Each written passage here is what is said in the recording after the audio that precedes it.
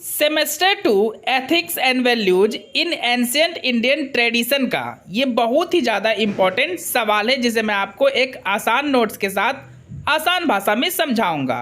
अगर मेरा ये नोट्स आपके लिए हेल्पफुल होता है तो मेरे चैनल को सब्सक्राइब करें, वीडियो को लाइक एंड शेयर करें। क्वेश्चन है दोस्तों, वैदिक परंपरा में नैतिक आचरण व्यवस्था रीत की विवेचना करें। आपको आंसर कुछ इस प्रकार लिखना है। वेद में रीत का बहुत ही बड़ा महत्व है। रीत का अर्थ होता है जगत की व्यवस्था। इसे प्राकृत नियम भी कहा गया है। सूर्य, चंद्रमा, तारे, दिन रात आदि इसी नियम द्वारा संचालित है।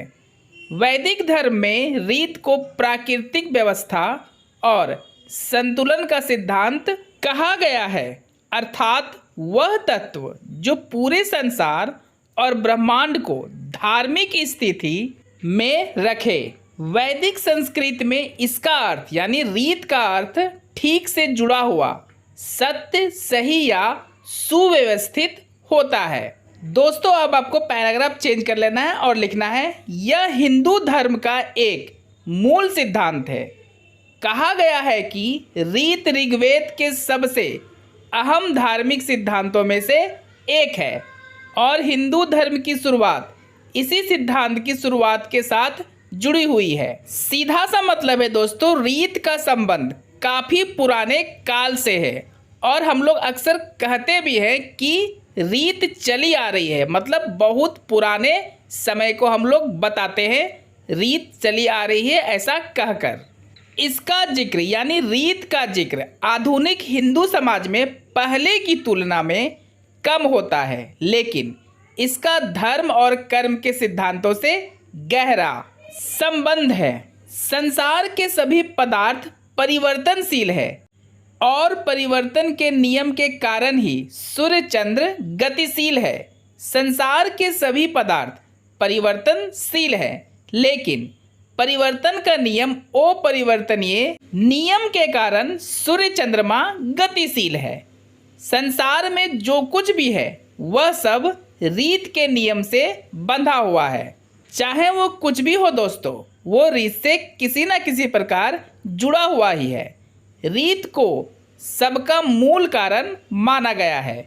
विष्णु को रीत का गर्भ माना गया है। यहाँ तक कि पृथ्वी को भी रीत पर स्थित माना गया है, जिसका सीधा सा मतलब है दोस्तों, रीत से ही सभी की उत्पत्ति हुई है।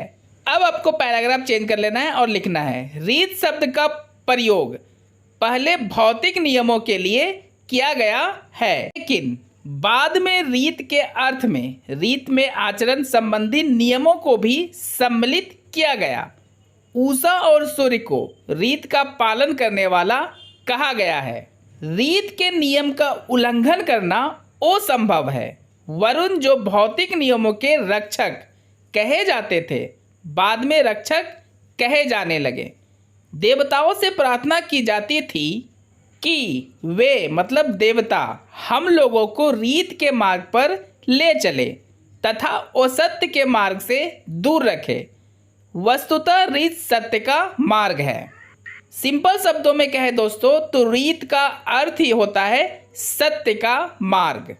दोस्तों, मेरा नोट्स अगर आपके लिए हेल्पफुल हुआ है तो चैनल को सब्सक्राइब करें, वीडियो को अधिक से अधिक लाइक एंड शेयर करें। अब आपको पैराग्राफ चेंज कर लेना है और लिखना है, निष्कर्षतः रीत का शाब्दिक अर्थ सिद्धांत या नियम है जिसने वर्तमान समय में धर्म का रूप ले लिया है। रीत द्वारा ही सूर्य, चंद्र, तारे, नक्षत्र, ऋतुएं, दिन रात सभी नियमित रूप से गतिमान हैं। रीत के माध्यम से सत्य की प्राप्ति की जा सकती है।